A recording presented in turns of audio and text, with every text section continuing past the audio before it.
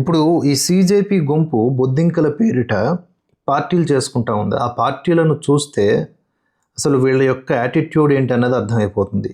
వీళ్ళ ఇంటెన్షన్ చాలా క్లియర్ అండి. ప్రజెంట్ ఉన్న గవర్నమెంట్‌ని బద్నాం చేయాలి. ఎట్లైనా సరే మోదీని బ్లేమ్ చేయాలి, దూషించాలి. నేపాల్, బంగ్లాదేశ్, శ్రీలంక తరహా రచ్చ జరగాలి. హింస, హింస, హింస. ఇది తప్ప ఇంకో మార్గం లేదు. ఈ దేశంలో అలజడులు క్రియేట్ చేయాలి. ఈ దేశంలో అస్థిర వాతావరణం కల్పించాలి. తద్వారా విదేశీ ఎజెండాలకు అనుకూలంగా వీళ్ళున్నారు, అది ఈ సీజేపీ గుంపు ఉన్నారు అని ప్రూవ్ చేసుకుంటేనే వాళ్ళ ఉన్నటువంటి బెనిఫిట్స్ వాళ్ళు పొందేటటువంటి అవకాశం ఉంది. ఎందుకంటే ఇక్కడ విద్యార్థుల కోసం చేసినటువంటి నిరసనల్లో ఎన్నెన్నో భాగమయ్యాయి. ఇక్కడ ఒక మెయిన్ పాయింట్ చెప్పాలి. కేంద్ర ప్రభుత్వం ఎందుకు వెనకడుగు వేసింది? వీళ్లను అంటే ఒక బిలిబిత్రిగాళ్ళని కూర్చోబెట్టి మరి ఈ సమస్యను సాల్వ్ చేయడానికి ముందుకొచ్చింది అంటే దానికి గల కారణాలు నేను చెప్తాను చూడండి. ఈరోజు పార్లమెంట్ సాక్షిగా అది తేటతెల్లమైంది మరోసారి. దానికంటే ముందు ఈ సీజేపీ అనేది ఇది ఒక ఇండివిజువల్ ఇండిపెండెంట్ అంటూ ఏమీ కాదు. దీని వెనుక కాంగ్రెస్ ఉంది, దీని వెనుక ఆమ్ ఆద్మీ పార్టీ ఉంది, దీని వెనుక లెఫ్ట్ లాబీ అండ్ గ్యాంగ్ ఉంది, దీని వెనుక తుక్కుడే గ్యాంగ్ ఉంది. తుక్కుడే గ్యాంగ్ ఉందనడానికి ఉదాహరణ ఇవాళ గ్రెటా థన్బర్గ్ మీకు ఐడియా ఉండుండొచ్చు. ఈ టూల్ కిట్ని ఎక్స్పోజ్ చేసింది ఇండైరెక్ట్గా. టూల్ కిట్లో భాగమై ఉన్నటువంటి వ్యక్తి ఆవిడ. సో ఒకప్పుడు చిన్నపిల్ల, ఇప్పుడు కాదులేండి. అయితే ఆవిడ ఇవాళనో నిన్ననో అక్కడ యుఎస్లో అనుకుంటా ఒక మీటింగ్లో పార్టిసిపేట్ చేసి ఈ ఇన్సిడెంట్ గురించి, ఈ సీజేపీ ప్రొటెస్ట్ గురించి మాట్లాడింది. అంటే మన భారతదేశంలో ఏం జరుగుతోంది అనే దానికి ఆ డేటాతో వాళ్ళకేంటి అసలు, వాళ్ళకి ఎందుకంత ఉత్సాహం, ఆనందం? ఇక్కడ సీజేపీ మాత్రమే కాదు, పాకిస్తాను, బంగ్లాదేశ్, అమెరికాలో ఉన్నటువంటి ఇలాంటి గ్రెటా థన్బర్గ్ టూల్ కిట్ గ్యాంగులు, సోరోస్ బ్యాచ్, వీళ్ళు కూడా సంబరాలు చేసుకుంటా ఉన్నారు. ఏదో సాధించేశామని. కానీ మోదీ ఒక అడుగు వెనక్కి వేశాడు అంటే దాని వెనక చాలా లెక్క ఉంటుంది అని ఈ రైతు పేరిట ఉద్యమాల్ని లీడ్ చేసినటువంటి రాకేష్ టికాయత్ చెప్తున్నాడు. నేనంటున్న మాట కాదు, తాజా ప్రకటన అయింది. కనుక దేశ ప్రజలు గమనించాలి, ప్రధాని మోదీకి ఇలాంటి సంక్లిష్టమైనటువంటి పరిస్థితుల్లో తప్పకుండా సపోర్ట్ చేయాలని నేను ఎందుకు అంటున్నాను అంటే, పార్టీలకు అతీతంగా ఆయన ఒక వ్యక్తిగా ఈ దేశాన్ని నిలబెట్టాలని, ఈ దేశం కోసం నిలబడుతూ ముందుకు సాగుతున్నాడు. ఆయనకు అంతకు మించిన స్వార్థం లేదు, ఎలాంటి ఎజెండాలు లేవు. వీళ్ళు నియంత అంటారు కానీ ఆ నియంతృత్వ పోకడా లాంటి లక్షణాలు కూడా లేవు. పోనీ యోగి గారిని అన్నారంటే ఒక అర్థం ఉంది. ఆయన కూడా నియంత కాదు. తప్పుని తప్పు, రైట్ను రైటు అనేటటువంటి ఒక ముక్కుసూటి వైఖరి కలిగి ఉన్నవారు ఆయన. మోదీ చాలా ఆలోచిస్తూ సహనంతో ముందుకు సాగేటటువంటి వ్యక్తి. అయినా కూడా ఆయనకి ఏదో ఒక పేరు పెట్టి తిట్టడం, ఆయన ఎట్లయినా లాగటం, ఆయన చేసే పని మంచిదా చెడ్డదా మాకు అనవసరం, మాకు మోదీ నచ్చల. కొంతమంది ముస్లిం విద్యార్థినులు, చిన్నపిల్లలు, స్కూల్ కిడ్స్, వాళ్ళు అమిత్ షా, మోదీ ఇత్యాది వ్యక్తుల యొక్క ఫోటోల్ని తంతూ ఉన్నారనమాట నిరసనల్లో భాగంగా. ఆ హేట్రెడ్ని వాళ్ళు బిల్డ్ చేస్తున్నది ఎవరు చెప్పండి?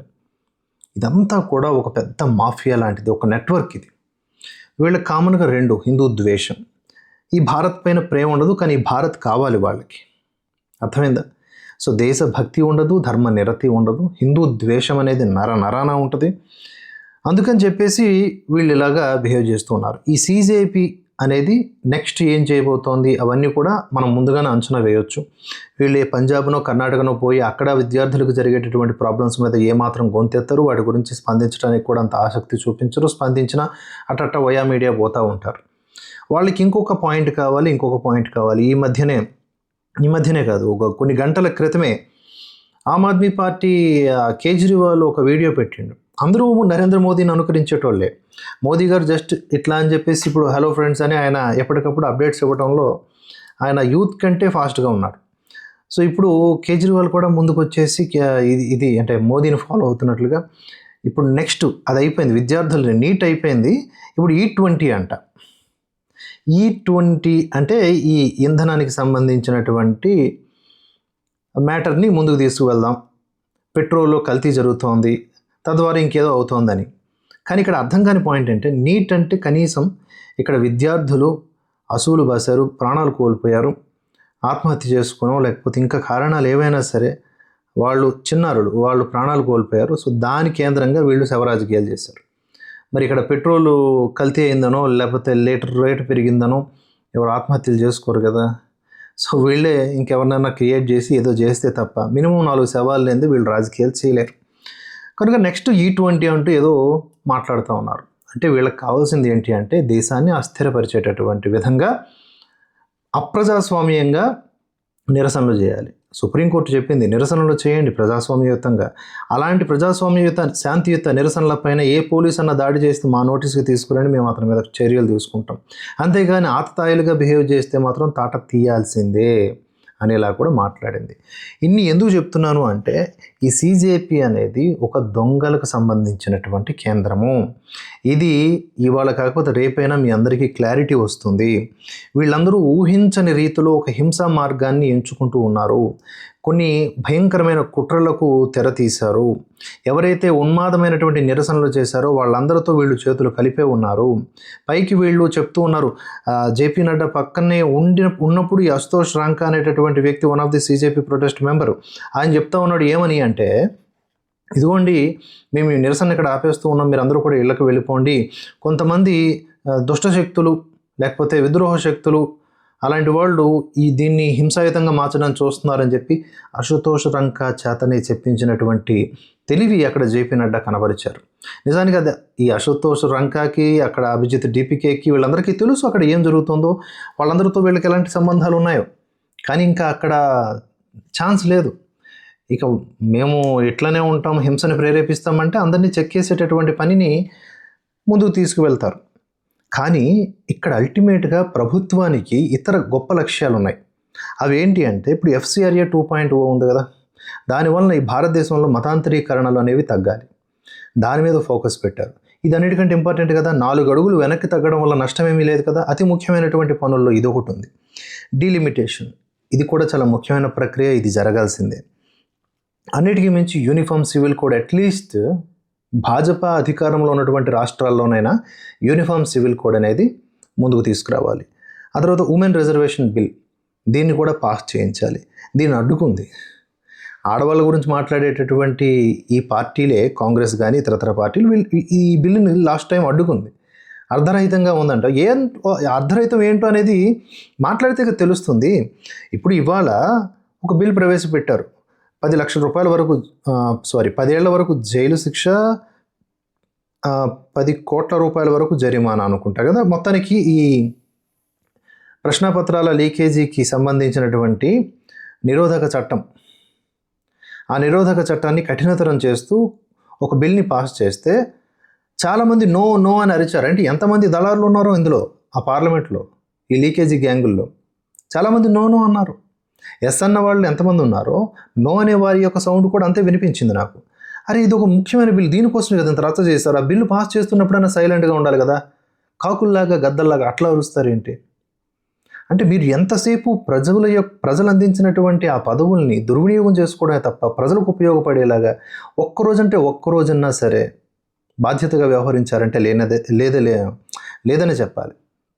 అలాగే ఇక్కడ నేను మాట్లాడుతున్న మెయిన్ పాయింట్ ఏంటంటే, మన ప్రభుత్వానికి, ఇక్కడ ప్రస్తుత భారత ప్రభుత్వానికి అత్యంత ముఖ్యమైనటువంటి పనులు ఉన్నాయి. ఇప్పుడు ఈ బొద్దింకలను లేకపోతే ఇంకో పందికొక్కులను, పందులు, వీటిని టార్గెట్ చేసే దశ వచ్చినప్పుడు టార్గెట్ చేస్తారు.